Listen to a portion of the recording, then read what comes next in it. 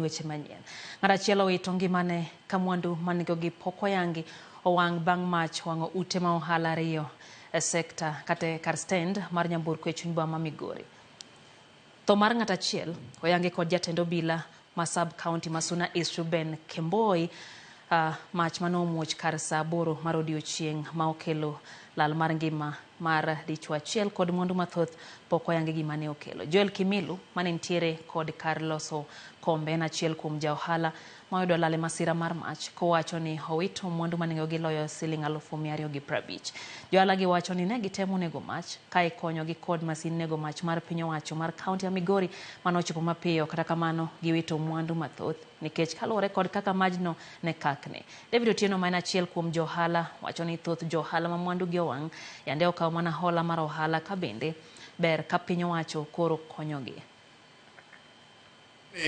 Gimokele pod ok wang'eyo maber ahinya. To ne osaka ka dhano ng'enye kendo osaka ka watimo ohala mopogore opogore. Majo ni oketho mwandu wa duto te. To ne jo osaka ka mostly watiyo gi loan. Kendo nyaka sani pod ok wang'eyo ni loan wadwa chulo nang'o nikech ka ema wapidho godo nyithindewa, ka be mwatero go nyithindewa bende sikul. To majo ni owang'onwa gik moko ma worth millions mang'eny e osaka ka.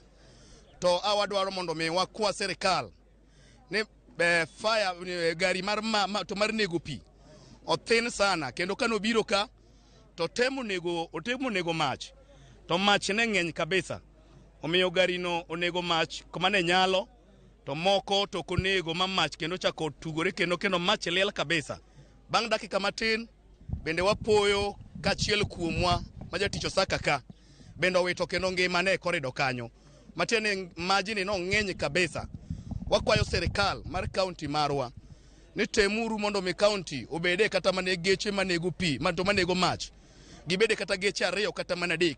Mali mimi nikiestimate mali yangu imechomeka kwa hiyo nini. Sababu hata jana peke yake nilitumana leather 50,000 imechomeka yote hapo nyuma, na hizo maviti zote zilikuwa ni estimate ni around 200,000 zimeenda.